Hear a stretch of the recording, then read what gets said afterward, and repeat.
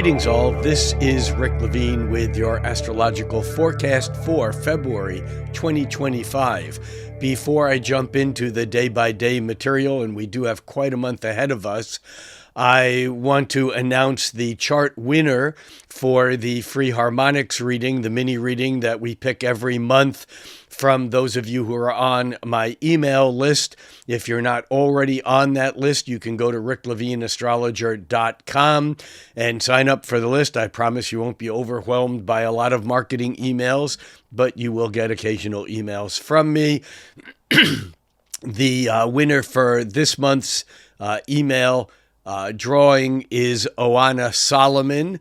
And Oana, if you are listening, you will receive an email from either me or my assistant Gail, and we will get you scheduled for your free Harmonics reading. And remember, if you're not on the email list, get yourself on it, and every month we pick a person from that list.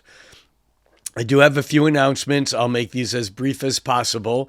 Astrology night this month is on February 7th. That's about as late as it ever can be because February 1st is on Saturday, and so that's the first Friday night of the month. I have had some email questions from people thinking that Astrology Night might be on January 31st. It's not. It's on February 7th at 6:30 p.m., and of course, that is live streamed from Soul Food Coffee House in Redmond, Washington, just east of Seattle. There is a link for the live stream that you can join that will be live streamed on YouTube if you can't make it. And if you can, it's always a fun time for those of you who are present. That is on Friday evening, February 7th. The following Friday evening, Valentine's Day on February 14th, actually the 14th and the 15th, I'll be doing a special Valentine's Day weekend event in Buellton, California. Buellton is one exit north of Santa Barbara, north of Los Angeles. This event will be a Friday night event and then a Saturday event. You can come for either the Friday night or Saturday event separately, or for the entire thing as a package deal. On Valentine's evening, the event will be from 6 o'clock to 8:30, but you can come early for wine and a beautiful sunset. The venue is, it's a great place, about 10 minutes outside of Buellton. And the Friday night event is Starstruck. It's all about the astrology of relationships and the celestial connection to relationships. On Saturday, we'll be doing a full day looking at the planets in your pocket. And this is about how we can enchant our lives with astrology, even if we're not astrologers, even if you're a beginner or don't know much about astrology, or for that matter, even if you are an advanced student or a practitioner. It's an interesting way of looking at astrology, how to actually use the planets and to bring them into our everyday lives. The Saturday event from 10 to 5:30 will include a vegetarian lunch, and refreshments will be included also. That is February 14th, 15th, and you can find out more about that. Detailed information and registration. Registration is required. There will be a limit on the number of people, but we have not reached that limit yet. We're getting close. If you're interested, go to Heaven and Earth Workshops. That's all one word, heavenandearthworkshops.com, and I'll see some of you there. On March 7th, 8th, and 9th, I will be at the Convergence 2025 in Orlando, Florida. There'll be 24 speakers from around the world. This is a conference sponsored by Cosmic Patterns, and you can find out more about this at cosmicpatternsconference.com. It's going to be a major event of the year, and it's going to be really exciting. I'll be doing a pre-conference workshop there and a talk during the conference itself. For detailed information, it's cosmicpatternsconference.com. On May 2nd through 5th, I will be in London, in the UK, and this is a conference that more information will be available in the weeks ahead. It's a conference that I'm doing with Steve Judd, British astrologer. And there'll be a few other astrologers that will be presenting there. That's May 2nd through 5th in London. Mark your calendars. Watch this space for more detailed information. And when the link becomes available, I will make sure it gets posted here on this page. Also, if you're on my email list, you'll find out more information on that as it becomes available in the days ahead. The following weekend after that, May 9th through the 12th, I'll be speaking at the 4th International Portuguese Astrology Conference in Porto, Portugal. And this will be my third time I've been at one of their international conferences. They're fantastic. It's a beautiful venue, and there is an English-speaking track available. And it's the largest Portuguese language astrology conference in the world. And there will be a link to this and all the other events I'm mentioning that will be pinned to the comments below, so you can find out more information about that and or register for that conference.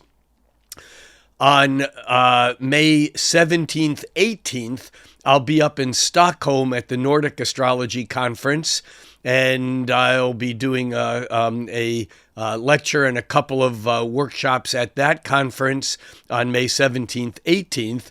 But the following weekend in Stockholm, I'll be doing an entire weekend of deep astrology, just my teachings alone. That'll be May 23rd through the 25th. More information on both of these will be available also in the days and weeks ahead.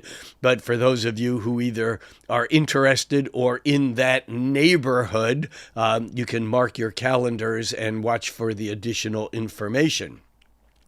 On June 6th through 8th, I will be speaking at the Copenhagen Astrology Conference, actually doing the keynote address for that conference. And also more information will be available on that and a link down below when it becomes available. And following the Copenhagen conference, on June 10th and 11th, I'll be doing a 2-day intensive chart interpretation hands-on workshop, and more information on that will be coming also. Then that takes us up to September 5th, 6th, and 7th. Kepler College is sponsoring a symposium in Niagara Falls, New York. I'll be teaching a mastery class at that and also doing the keynote address. There'll be a lot more information coming available on that, and the link on that will also be below here. And then finally, November 20th through December 2nd, it'll be back to Goa. This will be my final time that I'll be doing an initiation into astrology in Goa. The following year in 2026, I'll be doing a more intermediate advanced retreat. Information on that also available at heavenandearthworkshops.com. Heaven and Earth Workshops does an amazing job of putting on these boutique conferences and retreats. They're the same people that are putting on the workshop up in Buellton, up north of Santa Barbara on Valentine's Day weekend. That's it. And now into the actual workings of February, which, like I said earlier, it's quite a month, and away we go. I want to begin with looking at the chart for February 1st. All charts that we will be looking at are for noon, unless otherwise noted, particularly the charts of the new moon and full moon. All charts are calculated for Pacific Standard Time. For those of you who have been here before, you know that I do my charts with Aries rising, meaning a natural wheel, which means that there is no ascendant or midheaven. There are no use of houses because you are all over the planet. And to do a chart from my location can be confusing because the horizon varies as we move around the planet. So for that reason, all you need to do is correct the time zone for your local location, and wherever you are on the planet at 12 noon Pacific time on February 1st. This is the chart that we are looking at. And we can see on this chart that the moon is at 26, almost 27 degrees of Pisces. What's interesting at the opening and closing of February is that the moon is in Pisces. When we close the month, the moon will be back in Pisces, and it actually will be the new moon on February 27th, which means that we are going to have a lineup of planets in Pisces, and we're just beginning to move into that energy as we open the month of February. Some of the highlights for the month ahead include Mercury moving from Aquarius into Pisces on February 14th, Valentine's Day. And we also have some other planet changes, some sign changes that are quite significant, one of which is Venus moving into Aries on February 3rd. We'll get there in just a moment. That's particularly significant because normally Venus whizzes through a sign in about a month and a half. But because of the retrograde energy, Venus is going to be spending an inordinate amount of time in Aries, and we'll talk about that more in just a moment. The other thing is, as we go through this exodus of planets out of Aquarius into Pisces, the sun will make that same shift into Pisces on February 18th. And so we're getting a real shift of energy away from Aquarius into Pisces. This is particularly significant because we're coming off of that new moon in Aquarius, and we also have the fact that Pluto, having moved into Aquarius, has really set the tone for the entirety of 2025. And yet February, March, April, May, but February in particular, we're getting a last hurrah of energy, not only as the planets move out of air sign Aquarius into water sign Pisces, but we're also getting a larger last hurrah of energies moving out of Pisces into Aries, and that will include not only Venus moving into Aries, which, as I said, does on February 3rd, but also we will begin to see the outer planets of Neptune and Saturn moving out of Pisces into Aries also. And so it's really an interesting kind of like a relay race where the baton is being passed. And in some ways, there's this Aquarius, Pisces, and Aries energy that are all kind of like mishmashed, kind of going from one to another and then back. And it's kind of like a fuzzy period, but it's a real turning point. And I think in some ways, as we move through February, we're getting a major focus of energy in Pisces, a major focus of energy of the ruling planets of Pisces, the planets that are at home in Pisces, including Jupiter, which has been moving retrograde. And on February 4th, Jupiter turns direct. In other words, Jupiter is not moving very fast right now. At the beginning of the month on February 1st, Jupiter is at about 11.25 degrees, about 11 degrees and 17 minutes of Gemini. And as it moves forward over the days ahead, it's barely moving at all by February 7th. 6th, 7th, it's still, at 11 degrees of Gemini. In fact, it doesn't move to 12 degrees of Gemini until almost the end of the month.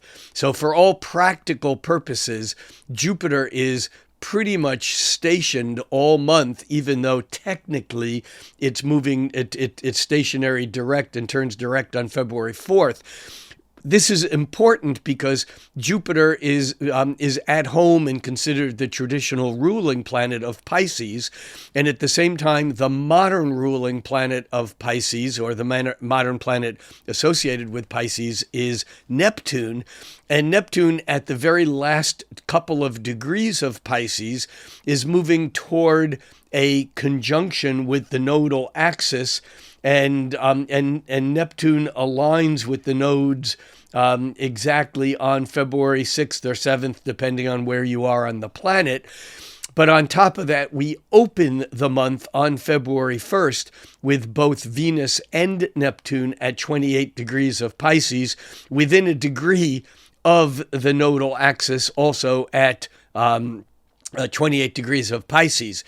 And so we're getting this incredible emphasis of this watery, wet energy, this emotional energy, this connection with dreams, imagination, illusion, but also the potential of how we create reality. Because remember, reality isn't created out of a vacuum. It's created out of a invisible space that has structure to it that is, although it's invisible, it's how Saturn creates the illusion of three dimensions into this framework that Neptune exists in the realms of imagination. And so the month of February is incredibly important because of the dream state that we are in, and it becomes really important to keep our imaginations focused on what's important and what we want to manifest, rather than going into places of fear or anxiety because maybe something in our life or something globally or politically or economically isn't to our liking. And because of that, we can fall into these deep, dark Piscean rabbit holes, if you will. And it's really important that we remember that the dream world becomes real through the manifestation of what's created in the imaginal realms in Pisces, especially as the planets move into Aries. And of course, we're going to get to that in a moment, when Venus is the first planet that moves into Aries, and Venus does that on February 3rd. So here on the first of the month, we do have the moon in Pisces, and it's important also to note that the moon in Pisces is coming off of that Aquarius new moon that was exact on Wednesday, on January 29th, and that on Thursday morning, on January 30th, the moon entered Pisces, and it remains there. But by the afternoon of February 1st, the moon actually moves into Aries. So we have Pisces energy at the beginning of the month of February, and here at noon we can see that the moon is still in Pisces, coming into a conjunction with Neptune and Venus and the North Node, which can really put us in a state of heightened illusion, imagination, and dreams. But the crazy thing is that the sun is making a half square with Neptune during this time, and Mercury is coming into that half square. So that suggests to me that we're not real comfortable with the illusions that we may be being asked to accept as truth. There's this whole error of time. We have this issue of fake news, real news, what's untrue, what's true. And I think that as the month unfolds, we're really being faced with some of these issues, especially as Venus and Neptune are both forming this half square with the sun, and it's hard to tell what is true and what is not true.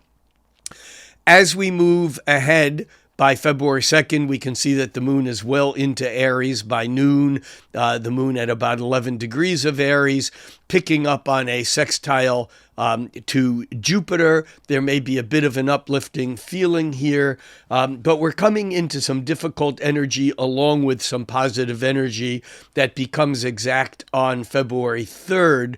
On February 3rd, retrograde Mars backs into a square with Chiron. And this square with Chiron is actually an aspect that's been repeating because Mars being retrograde has its own story going. And, I'll talk more about this in the live feed from Soul Food on February 7th, on Friday evening, February 7th. But a lot of February is about energy that is either being set up to be repeated or energy that is already repeating or reactivating things that have occurred in the past. You see, Mars already made a square with Chiron back in mid-October. And Mars-Chiron squares often remind us of what's wrong. They remind us of the things that get in the way of where we want to go. And as long as we deal with what we need to learn, there's a process by which we can get to where we're going. Retrograde Mars backs into that second square to Chiron on February 3rd. And then once Mars turns direct, as it does this month, Mars turning direct this month on February 23rd, by the end of March, by March 26th, Mars will make its third and final square with Chiron. And this is a lot about rubbing salt onto wounds so we can learn the lessons that may not be easy or fun to learn, but they're important lessons to learn. And that's all coming to a highlight or to a maximum play on February 3rd, which may feel uncomfortable and difficult. But also on February 3rd, we have Mercury moving through Aquarius, where we're able to intellectualize and conceptualize the facts with a bit of emotional detachment that we need because there's so much energy in emotionally involved, maybe even hyper emotional Pisces. But Mercury is on the 3rd making a trine with Jupiter, which gives us some real hope. It gives us a sense of where we can go with this. And again, this is about looking at the future and thinking about what we need to do today, what dreams we need to hold as real in order to make reality follow in the footsteps of what we want as an ideal situation rather than what seems to be going on around us. Also, on February 3rd, but not until the evening, actually just moments before midnight, Venus moves from Pisces, where it shows midday at noon at 29 degrees of Pisces. But by early in the morning on February 4th, Venus has moved out of Pisces and into Aries. Let's move this chart ahead to the 4th. And also, I should say that late in the day on the 3rd, on Monday, February 3rd, at 7:33 p.m., the moon moves out of Aries and into Taurus. So when we look at that chart for noon on February 4th, we can see that the moon is well into Taurus. And we can also see that that Jupiter is technically stationary today, stationary direct. Officially, it ends its retrograde period. It's still within trine to within trine to Mercury, which is giving us that sense of optimism and hope. Or maybe the downside of Mercury trining Jupiter is overinflated thinking, maybe putting hope or potential onto something that may not turn out as good as we would like, because Mercury, as it trines Jupiter, overinflates those big ideas and those thoughts. But that's still in play here on the 4th. And remember, I talked about the Jupiter not moving much throughout the entire month of February. When a planet slows down to either turn retrograde or direct, especially the slower outer moving planets, they can barely move sometimes for days, weeks, even a month. And when a planet moves slower than it normally moves, that means that it has more power, more inertia, more intensity. And so Jupiter becomes very important throughout the entire month. Also on February 4th, we have Mercury coming in behind that semi-square to Neptune that was exact at the end of January and on February 1st when the Sun semi-squared Mercury. Now we have, when the Sun semi-squared Neptune, now we have Mercury coming in with that same semi-square. Again, what the hell is real? What's unreal? It's hard to tell. There's a bit of struggle around all of this. Moving ahead to the 5th, there's no specific aspects on the 5th that are major outer planet or planetary aspects, but we do see that midday the moon moving through Taurus is going to align with Uranus. That can stir up some energy some. We can also see that the Mars square Chiron is still very close. It's still a partile square, even though it's beginning to separate as Mars continues to retrograde. That is on the 5th. As we move to the 6th, we can see that the moon has moved into Gemini. It actually entered Gemini at 10:43 p.m. On Wednesday. And here on Thursday, it's already pushing toward a conjunction with Jupiter, again, exacerbating that optimism and those big ideas and that big thinking that we may feel throughout Thursday, the 6th. As we move into the 7th, we can see that the moon is now still moving through Gemini. But by the time we get to the 7th, we get a number of kind of other aspects that come into the equation, including we're beginning to see, or we're beginning to get another round of energy of that Mars retrograding back into a trine with Saturn. Now, again, this Mars trine Saturn is another example of an aspect that is repeated 3 times, because Mars already trined Saturn back at the end of September of 2024. And now that it's moving retrograde, it's coming back into that trine, and that Mars trine Saturn is not exact till the 9th, but we'll get there in just a moment. But you can see it's already partile. It's already within the same degree, 18 degrees to 18 degrees, and that gives us some capability of organizing, of making things solid, of doing things that are lasting. And yet here on the 7th, aside from that, we also have the Sun making a quincunx with Mars. In fact, the Sun's quincunx with Mars and Mars's trine with Saturn is being even exacerbated or irritated more by the Sun making a half sextile, a semi-sextile with Saturn. And so I think on February 7th, 8th, 9th, we're going to be feeling some annoyance, some irritation. And yet on the 7th, we also have Venus making a sextile with Pluto. Now, Venus' sextile with Pluto is going to drive our emotions, the intensity of our feelings. It's going to drive that deeper. But once again, we come back to the fact that so much of February is about either things that have already happened from the, let's say, Mars and now Mars retrograde, or things that are being set up by Venus moving direct, but Venus will turn retrograde. And so as Venus turns retrograde, it's going to repeat this sextile from Venus to to Pluto. And so it's really kind of crazy because February feels like there's real movement, but it's almost like a lot of February is mirror images of what already happened or kind of nuances of what's going to happen in the future. And it's really a bit difficult to get a real sense of what it is that's happened or what it is that's coming up. And I'm just here getting the times of the Venus sextiles Pluto exactly on February 7th, but then it turns retrograde on March 1st, which means that Venus is slowing down through February. Right now, it's still pretty bright in the evening sky.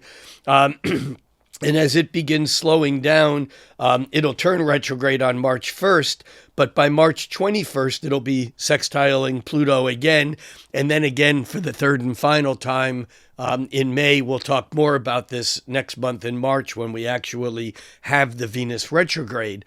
But I'm trying to paint the picture here of so much that's going on now is happening in a context of a larger flow of events. And we may think that we know what's going on, but this larger flow of events is going to take time for us to get a sense of really what's happening from what appears to be happening in the present moment.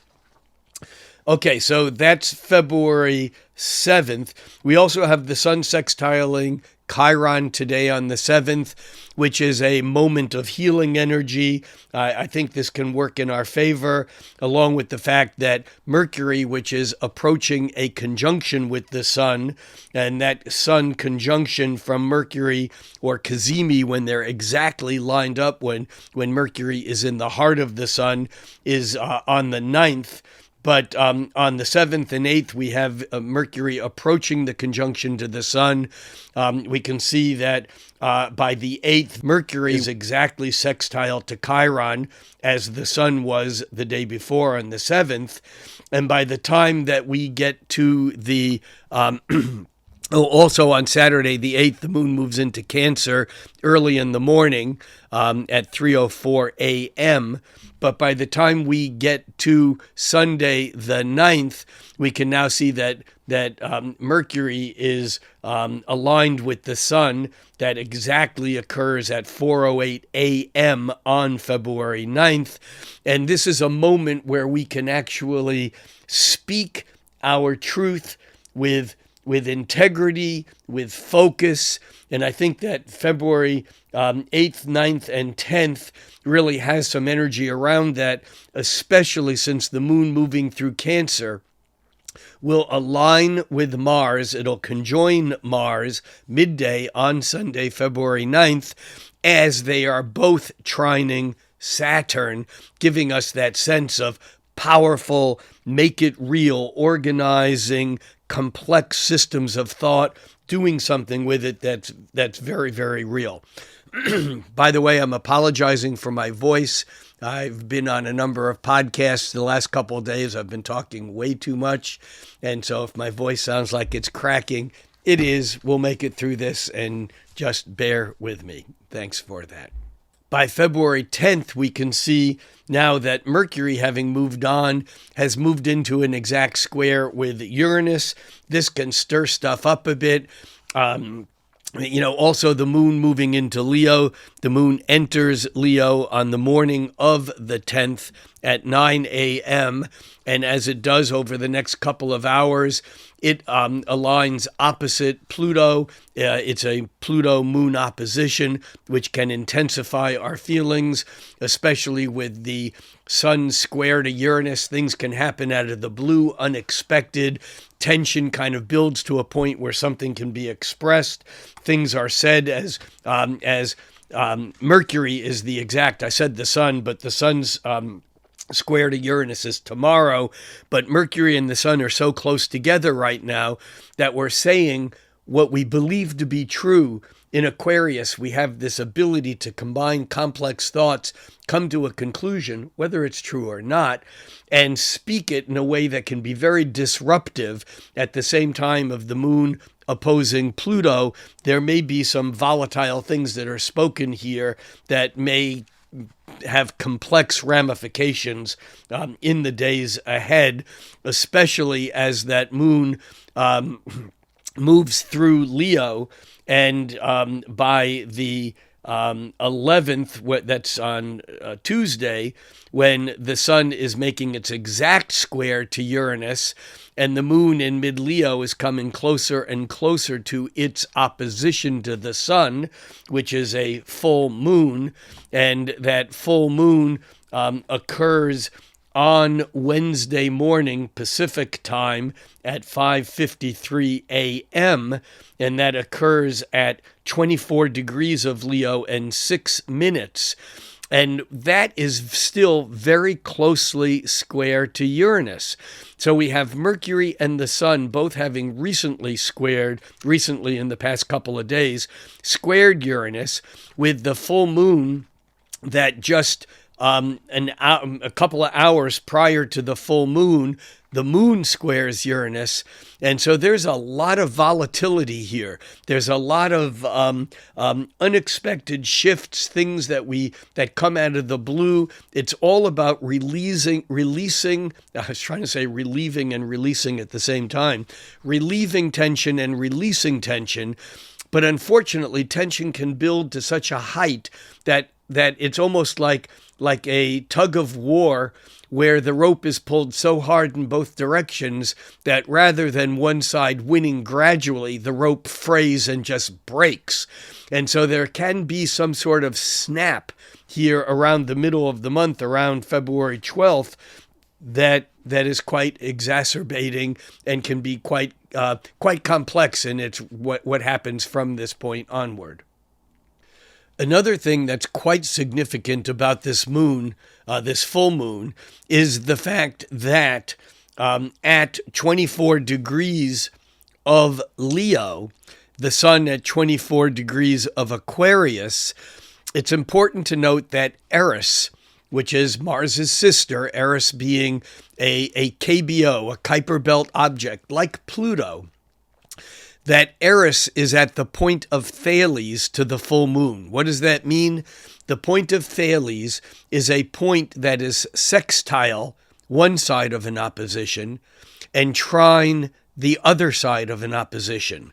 We have Eris that is sextile the sun and being trined by the moon pretty closely to exactly at the moment of the full moon, while this full moon and the sun and Mercury are all squaring Uranus.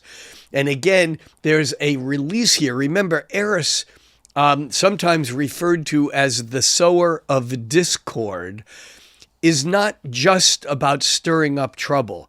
Eris stirs up trouble with a higher intention. Eris disrupts energy that can be quite disruptive, even destructive, even chaotic. But the goal is to bring about some higher integration of that which has fallen out of the flow.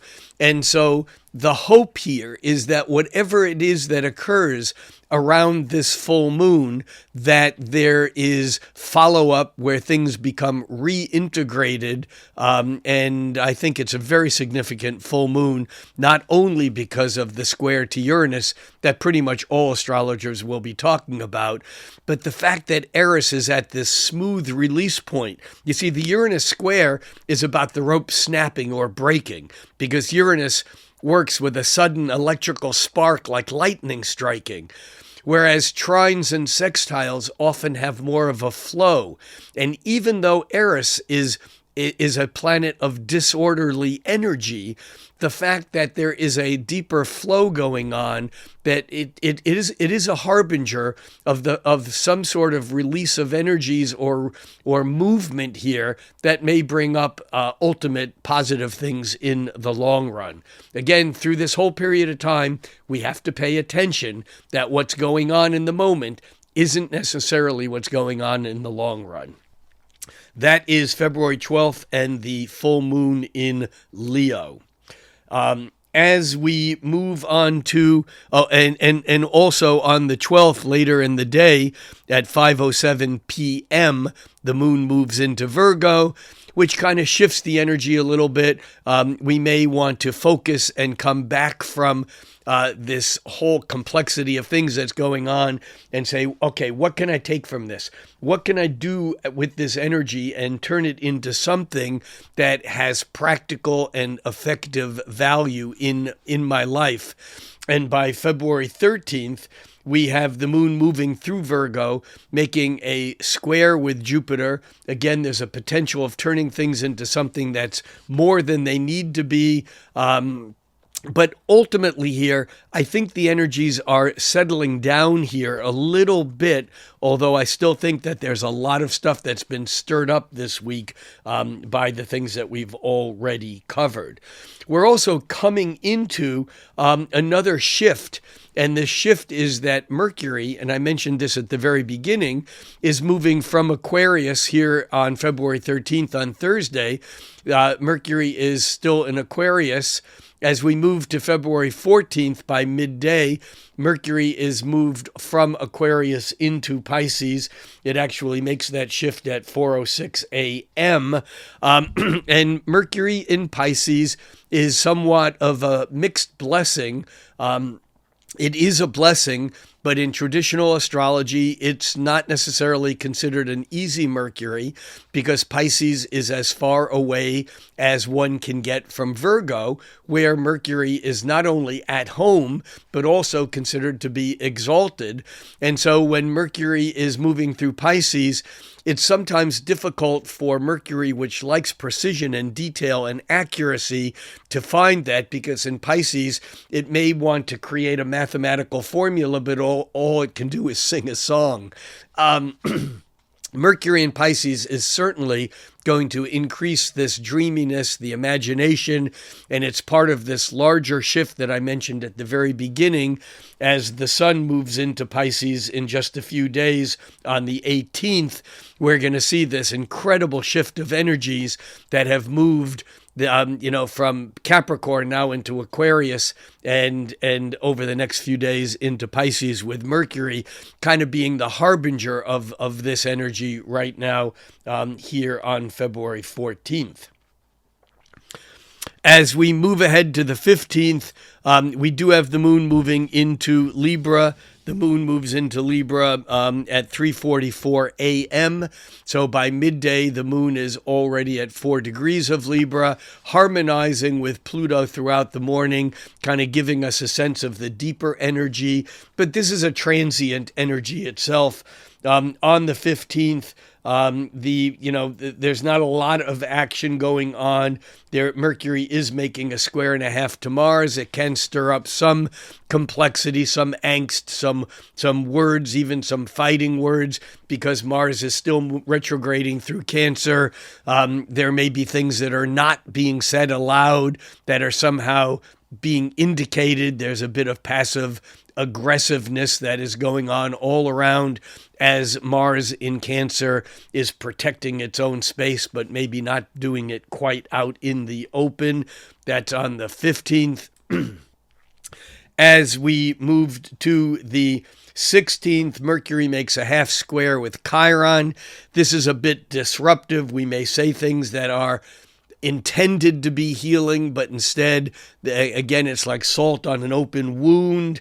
It doesn't necessarily feel good. There's a deeper transition that's cooking. As the moon is moving through Libra, we might be finding or seeking balance that's hard to find, especially as the moon makes a square midday with Mars. By the 17th, the moon moving through late Libra. By 4:18 in the evening, the moon moves out of Libra and into Scorpio. And again, this is now going to be a couple of days where the moon moving through Scorpio is going to trine Mercury and Saturn and the nodes and Neptune, because they're all in Pisces. The moon is also trining the sun just prior to its movement into Pisces, because the sun is at the very, very, very last degree of Aquarius.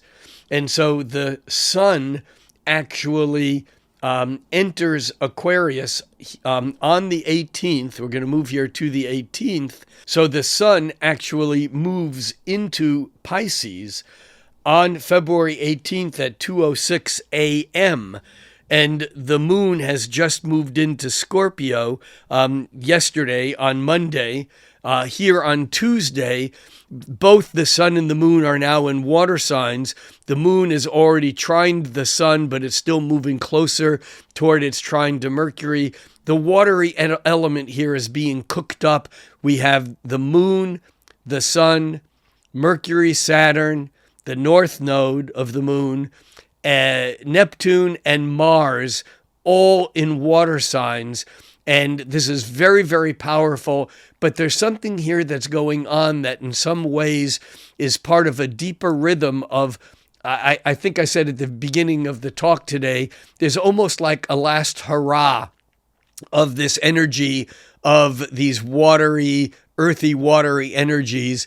And with all these planets in Pisces, even Neptune at now 28.5 degrees of Pisces, and Neptune having just gone over the nodal axis, which I actually skipped, and I didn't mean to not talk about it. But what's very significant is that on February 8th or 9th, depending upon where you are, the 6th or 7th, depending on where you are on the planet, Neptune moving through Pisces, moving direct through Pisces, and the nodes of the moon moving backwards. There was an exact alignment, and that was on, I say was because we're now looking at the chart for February 18th, but that was exact on February 6th or 7th, depending upon where you are on the planet. Again, this is exacerbating that deep Piscean energy. It's stirring up intensity from the depths of the oceans. And those oceans can be the Atlantic Ocean or the Pacific Ocean. There can be intense watery energies. I listened to Dan Coates earlier today in his monthly talking about prior Neptune node conjunctions where there have been cataclysmic storms. But whether there's storms that are deluges of water, which we've already been feeling around the planet with both Neptune and the nodal axis moving back from fiery Aries into watery Neptune over these past weeks. On top of that, we're also getting the stirrings not only of the oceans of the earth, but of the consciousness. We're getting deep rumblings and stirrings and storms that are occurring from the other realms of Pisces, which have to do with the seas of consciousness. You know, in some ways, the three-dimensional world, it crystallizes, it precipitates out of the oceans, and then eventually gets washed back into the oceans. That's the process here on Earth. But also in life in general, we as points of space-time, of consciousness, we as individual human beings, we are precipitated out of these murky seas of consciousness, and eventually at the time in which we leave the earth, we melt back into the seas of consciousness.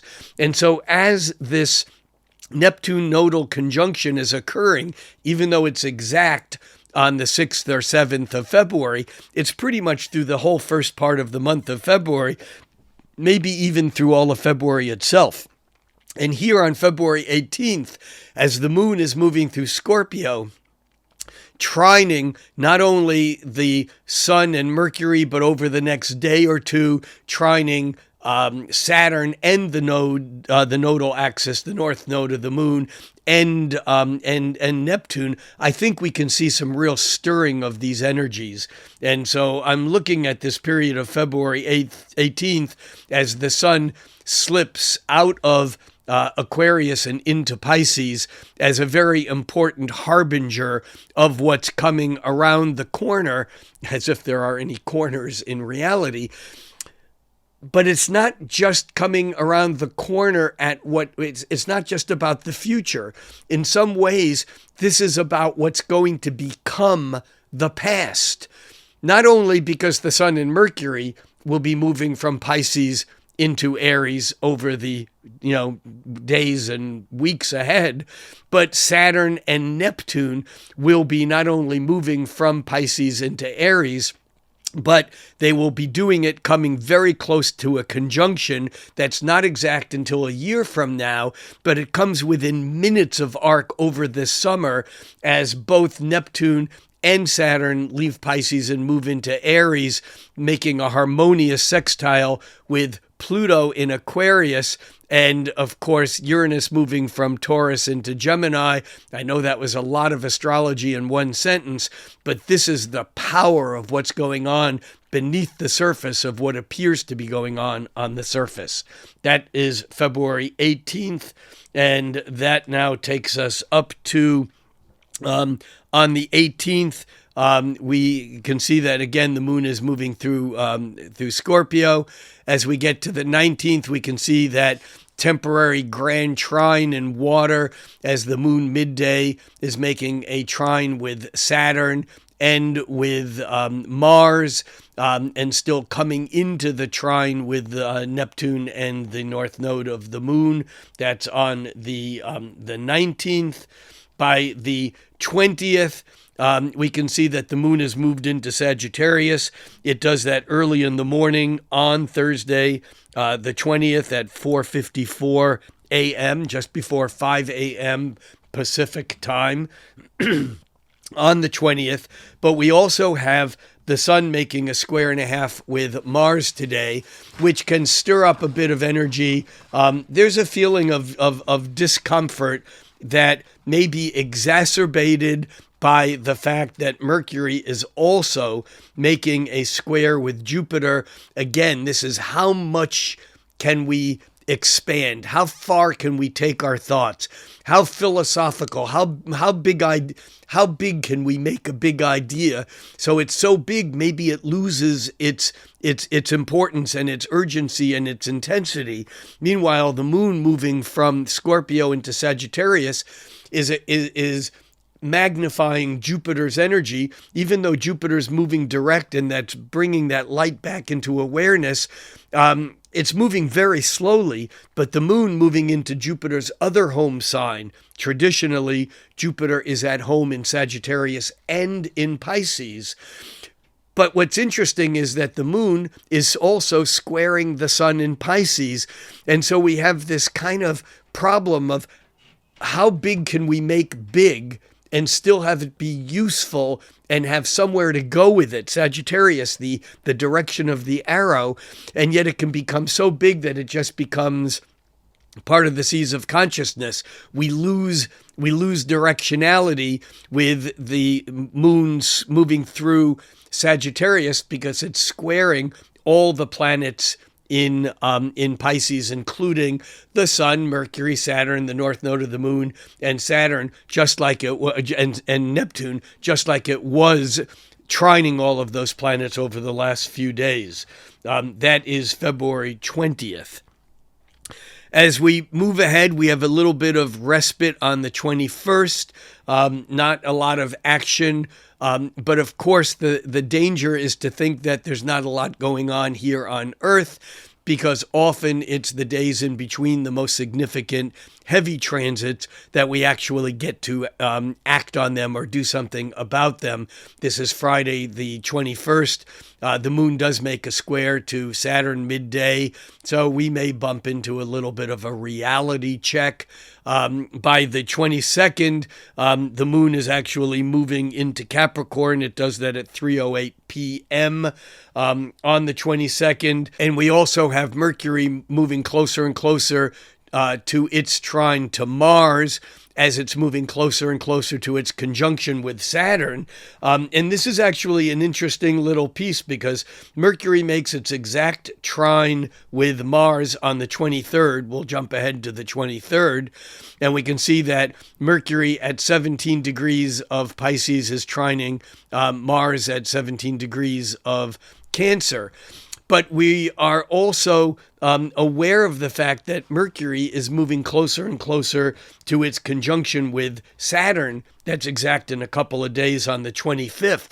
And so we have this whole reality check going on of Mercury and Saturn saying our ideas may be so fixed that we can't change our mind, and yet facts aren't supporting them, and that in fact we may be pushed more and more towards having to reevaluate what we said instead of looking stupid, holding on to something that we thought was true that in fact may or may not be the way we thought. It may not be true. Also, we have Mars, which has been retrograde, and Mars's retrograde story is quite significant because today on the 23rd, Mars is stationary direct, meaning technically it ends its retrograde period, and that Mars retrograde period, Mars actually turned retrograde back at the beginning of December. And this whole period of time from December through January, in through most of February, Mars moving backwards has been going over territory where it had already been. Now, the thing here to understand is that Mars actually moved into its shadow way back when it moved into Cancer last fall. And then it moves out of its shadow after it turns direct. It does that at the beginning of May. In a way, this whole period of time with Mars's intensity has been stirring up this anger, this need to create boundaries, this need to take care of business. But we're basically going over old territory. And now as Mars turns direct, we may see movement, but we're still covering territory that has already been covered before. And it's so significant that Mars's station is at a point where it's being trined by Mercury, and Mercury is coming into that conjunction with Saturn, Mars having made that trine to Saturn already, and we're having to take what we're doing and see that there's real ramifications, there's real fallout based upon the actions, Mars, that we have begun to initiate based upon our thoughts, Mercury, in Pisces that have been maybe a bit based on idealism or dreaming, and it's how do we precipitate those dreams, those Neptunian, Piscean dreams into the harsh three-dimensional reality of Saturn. That's part of what's going on here, and that is the 23rd. As we move to the 24th, the moon will move out of Capricorn into Aquarius. It does that at 9:39 p.m. But the reason why it's important is as the moon moves into Aquarius, over the next few hours, that moon will be getting closer and closer to its conjunction with Pluto. And remember, it was the Pluto's move into Aquarius and the Aquarius new moon, and prior to that, the moon and the sun lining up with Pluto, the sun's alignment with Pluto in Aquarius back around the presidential inauguration. All of this is reflecting back to those past moments. And here on the 24th, as the moon moves into Aquarius, we're getting another kind of reflection of that energy. On the 25th, we have the exact conjunction of Mercury and Saturn, which we've been feeling for days, and it's still feeling that and tied to the trine, although it's been separating for a couple of days now, to Mars. But the Mercury-Saturn ultimately is a kind of like a how do I express myself in light of the authority or the resistance around me? How do I make something that's real? How do I state it in a way that carries the reality? How do I use my voice of authority? However, in Pisces, I have to be careful because what I think is logic may actually be based upon some illogical idealism that may or may not be grounded in reality. And so once again, I think as we approach the end of the month, we're coming more and more into this dance between illusion and truth, or news and fake news. And maybe we have to realize that all news is fake and all news has a grain of reality in it. In other words, the line between truth and falsity may not be as clear as we would like it to be. And it becomes incumbent on each and every one of us to really make that line clearer so we don't end up deluding ourselves and creating a reality that is just simply based upon fantasy, because that's what psychosis is. That is February 25th.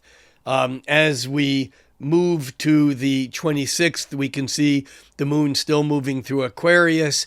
By midday, the moon makes a square with Uranus that can stir up again some release of emotions that are unexpected, some break with what we thought was the regular flow of events on the 26th. By the time we get to the 27th, the moon now is moved into Pisces. The moon enters Pisces on the morning of the 27th at 12:46 a.m., which means that here on the next to last day of the month, we are moving toward the new moon, which is exact at 4:44 p.m. on Thursday, February 27th. The chart for the new moon at 4:44 p.m. on February 27th is interesting. The new moon occurs at 9 degrees of Pisces in 40 minutes. What's most significant here is that we now have 5 planets, if we include the north node of the moon, 6 planets in Pisces. Pluto is left behind in Aquarius by itself, and of course Pluto doesn't mind being by itself. It is, after all, the lord of the hell realms that are the damned, the excluded, the outside. And so we have this kind of imprinting of what lies ahead, and that is this Piscean energy, as we still have not only the new moon in Pisces, but Saturn and Mercury still in Pisces, and the north node of the moon and Neptune still in Pisces, but all of this energy is moving toward Aries. Venus has escaped into Aries. We never really said that much about it. And I will in next month's talk, but Venus moving into Aries, which, remember, Venus is not necessarily at home in Aries. In fact, one could say that Venus is as far away from home as she can get, because Venus's home signs of Taurus and Libra. Aries is far away from Libra, and so Venus is really in Mars's sign. But as Venus moved into Aries back on February 3rd and is slowing down because of the retrograde, Venus does not move very quickly through Aries, and yet we have this desire with Venus and Aries to fulfill whatever our wants or needs are right now. Venus in Aries is impatient. Venus in Aries is the act of creation in the spontaneous moment of now, which sometimes can be incredibly magical, but can also be rather destructive if Venus isn't paying attention to the longer haul. And here we have the weight of the water of the oceans of Pisces, the new moon in Pisces, Saturn and Mercury in Pisces, even Neptune in Pisces, all holding that energy back. But in some ways, even though all these planets are direct right now, there's a feeling that there's a longer scenario going with the bow being pulled back. And as that Piscean energy releases forward and moves into Aries, I think we're going to see huge shifts throughout the months ahead. This brings us to the end of the month at noon on February 28th. We can see that the moon is exactly or very closely conjoined with Saturn. Remember, the days after the new moon, that the moon moving through Pisces is going to join up with Saturn by Friday the 28th. And then on March 1st, that moon, but it'll actually later on Friday will line up with Mercury, and then with Neptune, the nodal axis, and Neptune really stirring energy up. But by 1:51 a.m. on March 1st, we begin March with the moon having moved into Aries. And March, I think we will see shifts that we can't even imagine right now as part of larger shifts throughout this year, as not only Neptune moves into Aries, well, first, the moon will move into Aries, Mercury will move into Aries, Neptune will move into Aries, Saturn will move into Aries, the sun will move into Aries. And it's going to be like we're in a bit of a slingshot. That brings us to the end of the month. It's really an intriguing month because there is a lot going on, but I'm going to just repeat one more time that regardless of how much occurs during the month of February, it's almost like we're in a hall of mirrors, and it's hard to tell where something starts or ends. It's hard to tell whether what's happening is happening because something happened in the past, reverberating into the present, or whether something that's happening now in the present is creating a reverberation that's going to play through in the future, and what may change between now and the future is hard to know. So February is a bit of a what's the word I was looking for? A paradox. It's what's that saying? A paradox within a paradox, and we'll just have to see how it plays out. But, again, I think it's absolutely significant that regardless of how much energy we put into trying to understand what's happening out there in the cosmos, we understand also that what happens out there, up there, is also happening in here, down here, that the macrocosm and the microcosm, the as above, is not the same or not a reflection of the as below. The two are one and the same.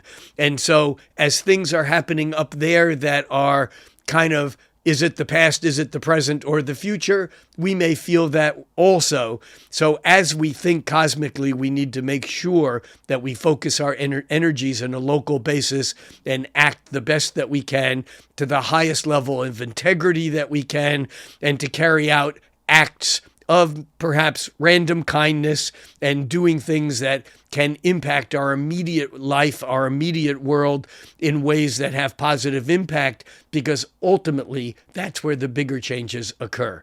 That's it for now. I'm Rick Levine. Peace out. See you all down the road.